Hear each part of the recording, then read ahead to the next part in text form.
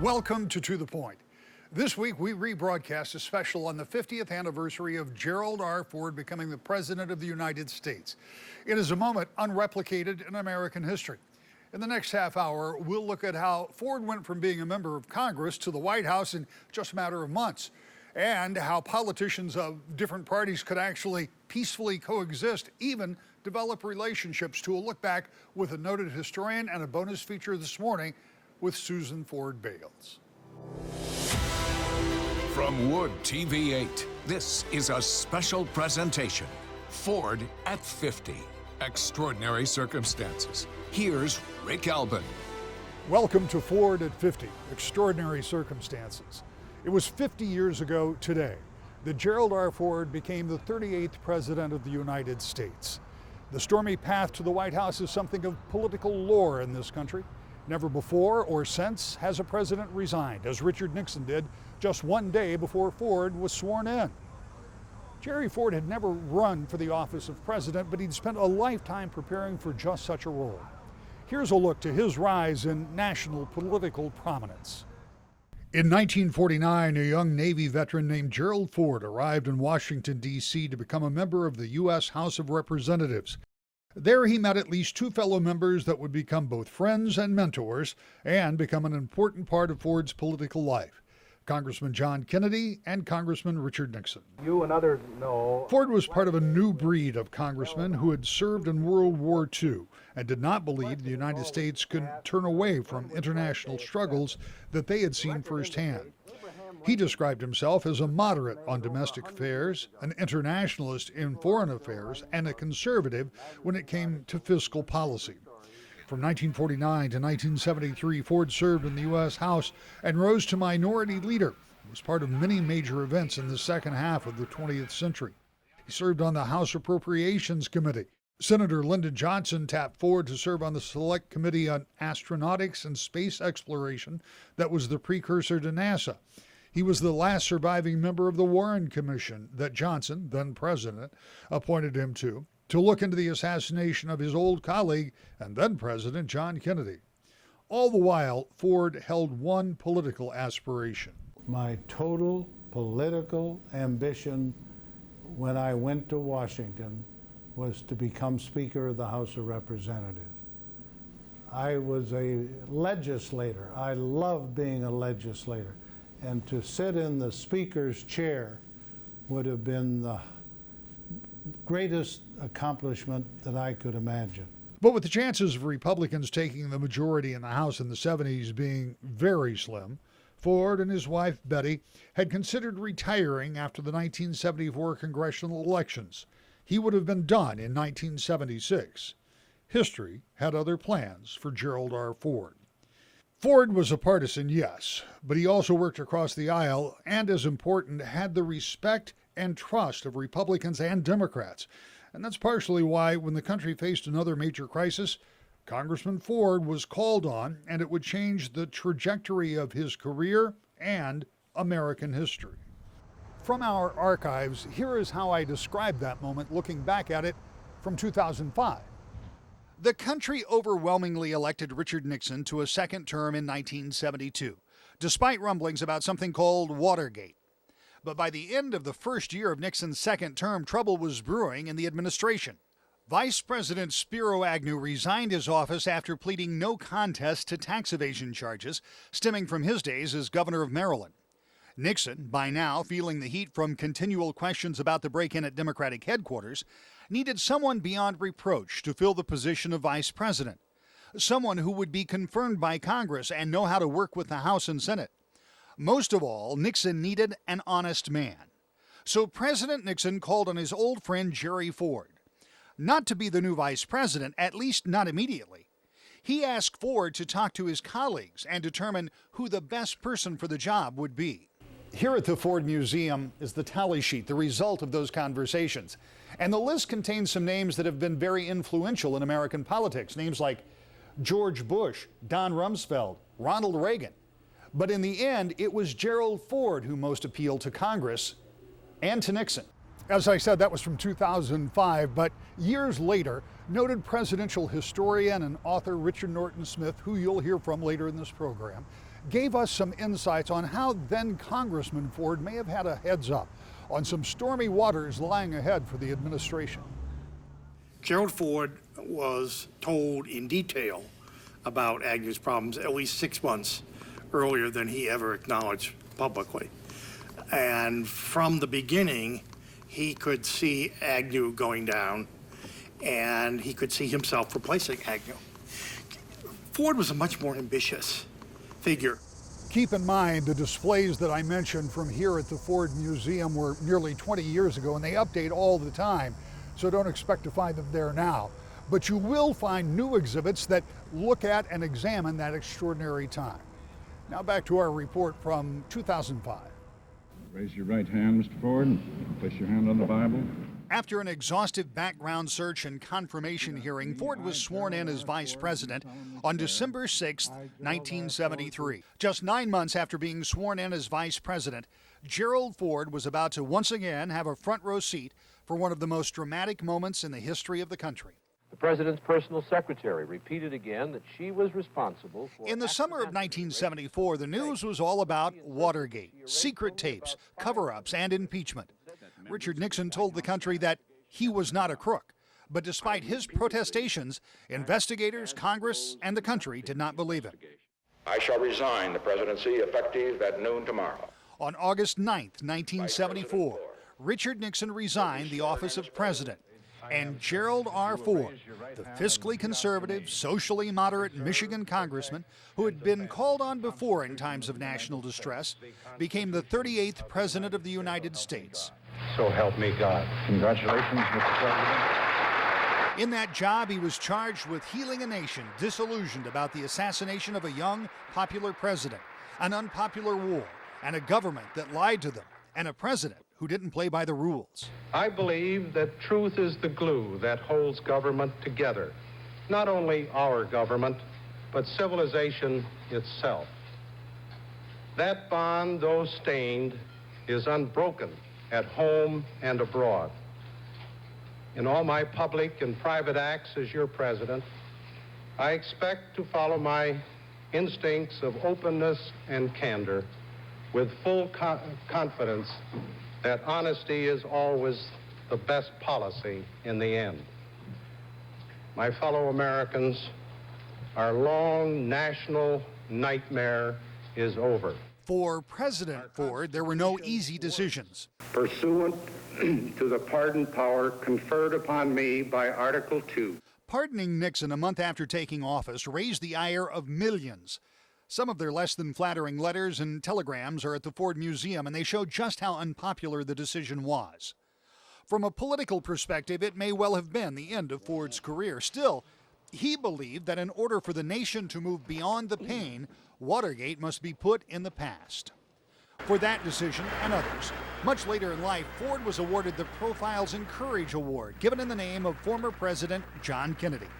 From the evacuation of Saigon and the Maya Goez incident, New York financial crisis, energy concerns, swine flu, and inflation, Ford faced his share of challenges in the White House. But I assume the presidency... But he's also credited with restoring faith in government and trying to heal a nation.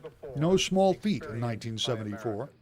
Perhaps the biggest disappointment for Gerald Ford in his political life was the 1976 election, where he faced an unknown peanut farmer from Georgia who had served a single term as governor. In 1976, Jerry Ford's career as a politician ended at the hands of Jimmy Carter with his defeat in that presidential election. If Ford held it against Carter, it would have been hard to blame him. But the reality is that Ford and Carter formed a bond that would be hard to recognize in today's political environment. News 8's Joe LaFurgey has the story. Both men offer a model for us today, for Americans really to embrace, study. And it all began in the latter half of 1976. The run for the White House that year was like no other. Incumbent Gerald Ford, the Grand Rapids native in office by virtue of Richard Nixon's resignation, faced an uphill battle in his bid to win the presidency. First, there was a primary challenge from within his own party, from Ronald Reagan. The campaign leading up to the general election against Georgia Governor Jimmy Carter wasn't any easier. But Gerald R. Ford Foundation Executive Director Gleaves Whitney says the campaign was divisive by issues, not by personalities. Campaigning in 1976 could be vicious and it could certainly be divisive. However, it was not like what it's become now with the 24-hour news cycle and Twitter and all of the social media that tend to pile on every mistake or exaggerate for purposes of raising donor money. In the end, Ford couldn't overcome the impact of inflation, his pardon of Richard Nixon, and a basic throw-the-bombs-out anti-incumbency mood among voters. Ford narrowly lost to Carter on Election Day with just 3 percentage points separating the two. If there was any post-election bitterness between Ford and Carter, it began to thaw on Election Day. For myself and for our nation, I want to thank my predecessor for all he has done to heal our land. And he also says that President Ford was such a decent man, this great contributions that he made to the country, and that he also had aspired to as president. President Carter had as well. And that bonded them in a very special way. It was after that address that friendship began to form between the two men. President Carter gave Ford an open invitation to visit the White House whenever he was in town. He provided monthly briefings to the former president on domestic and foreign affairs. Whitney has studied correspondence between the two, and signatures show the evolution of their friendship. All the best, Jimmy, or all the best, Jerry. And then it goes from all the best to your friend. And then by the end, it's please give my love to Betty, or give my love to Rosalind. And can't wait to see you. Carter would go on to serve 1 term, but the bond between the now former presidents continued to grow. Jimmy Carter would go so far as to say that there were never 2 former presidents. So after 1980, there were never 2 former presidents who had a more intense personal friendship than Jerry Ford and Jimmy Carter. Like so many friendships, Carter and Ford's was based on shared life experiences. Both served in the Navy during World War II. Both committed to carry on with public service by running for public office after leaving the military. They had a love for this country, I mean, second to none. They believed in this country, the optimism, the rootedness and hope of the American people. The bond remained until President Ford's death in 2006. President Carter recalling his words during his 1977 inauguration while delivering the eulogy. I want to thank my predecessor for all he has done to heal our land. Those were the first words I spoke as president. And I still hate to admit that they received more applause than any other words in my inaugural address. Over nearly 3 decades, the former presidents would collaborate on no less than 25 projects, traveling extensively together. And he and I commented often that when we were traveling somewhere in an automobile or airplane, we hated to reach our destination. Whitney says the words of the past provide a significant lesson for today. It's because it shows that people from 2 very different political parties at the time, and certainly how they've evolved to today, can produce leaders within the parties that know how to maintain a civic friendship through their differences. In Grand Rapids, Joe LaFurgey, News 8. Presidential immunity, political pardons, the importance of the vice presidency, all issues that confronted the United States and government in 1974. And 50 years later, some of those issues are still front and center. News 8's Brian Sterling sat down with noted historian and author Richard Norton Smith and talked about 1974 and some of the lessons that could apply in 2024. Oh, well, they'll talk about bridges to the future or bridges to the past or whatever bridges, but there certainly are parallels between the melodrama of the summer of 1974. As a historian and author, Richard Norton Smith is trained to look for the through lines in history, parallels that might predict our own future if we adhere to studying the past. It's funny how things come full circle. Smith, the esteemed former director of the Ford Museum, authored a book last year on the 38th president that is seen as the definitive biography of Ford, both the politician and Ford the man. I, Gerald R. Ford, do solemnly swear. I thought I knew him pretty well, and I learned a lot of things that I didn't know. Gerald Ford emotionally never left West Michigan.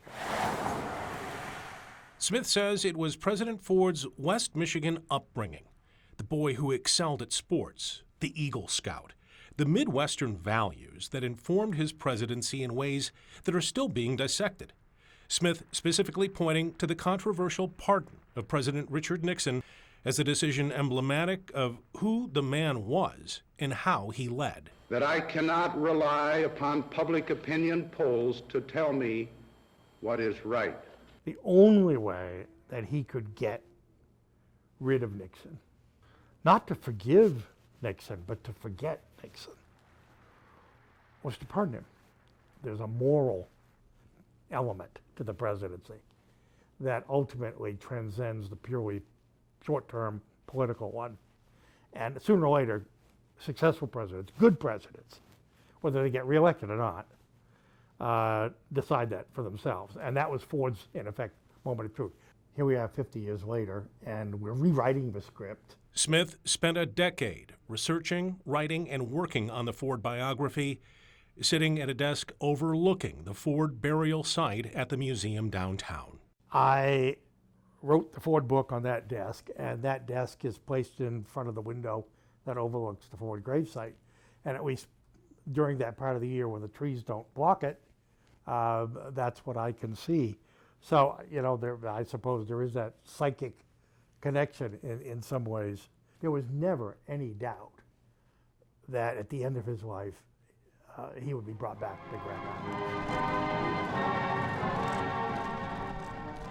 Smith says he is often asked, what would President Ford make of the current state of American political discourse? He points to an interview that Ford gave Time magazine in 1980 about the qualities that would disqualify one from becoming president. Ford thought for a minute, and he said, arrogance. And then, of course, immediately, being Ford, he said, not that the American people would ever elect an arrogant president. He said, but if they did, and he said, and I'm talking vicious arrogance, he said, then God help the country. In Grand Rapids, Brian Sterling, News 8. When Gerald Ford became president of the United States, the world was watching. But just months earlier, when he took the oath of vice president, as dramatic as it was, it didn't rise to the same level of intrigue. But it was the speech that he gave immediately after taking the oath of vice president that gave us an insight into Gerald Ford's humility, his humor, and his ability to connect with the American people. In exactly 8 weeks, we have demonstrated to the world that our great republic stands solid, stands strong upon the bedrock of the Constitution.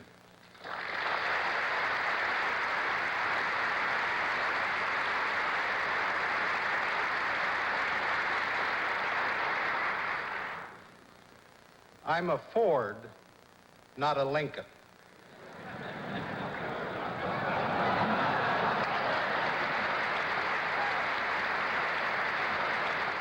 And perhaps a Ford was precisely what America needed at that very moment. When Jerry and Betty Ford moved into the White House, so did their daughter, Susan Ford Bales. The former first daughter talks about the move and the surprising thing that she was the most excited about when moving into the historic building 50 years ago. I want to ask you about a moment in history that for those of us of a certain age, we remember quite well, but nobody remembers it as well as you do, because you were a high school senior, and your family just happened to move to a little place called 1600 Pennsylvania Avenue. What in the world was that like for a teenage Susan Ford? Well, first of all, I'd never moved in my entire life, so Alexandria House was home. But a lot of people don't realize or remember, I worked for the White House Historical Association before I moved to the White House. So my summer job as a kid, because I had to earn money to pay my car insurance, was selling guidebooks at the White House. So when my dad became vice president, I had to retire from that job. And but when Dad became president, I was very much to my mother, oh, I know where that is. I used to work here. let's talk about it. 17, obnoxious, a senior in high school, graduating from high school and, ready to go. But, so I knew a lot of people when I walked around on the first floor because I had worked with them. And it was pretty incredible. I walked around picking up all the notepads that said the White House on it. And back in those days, we had matchbooks that said the White House on it, or the presidential seal with my dad's signature on the bottom. But you have to remember, we didn't move in for 10 days. We stayed in Alexandria because they had to pack up the Nixon's things and all of that and get them moved out. But we could go over and use the house. So I went over and used the family theater, took girlfriends over there, and we went over and watched movies. We used the bowling alley. So we could use the house, we just couldn't go upstairs into the family quarters.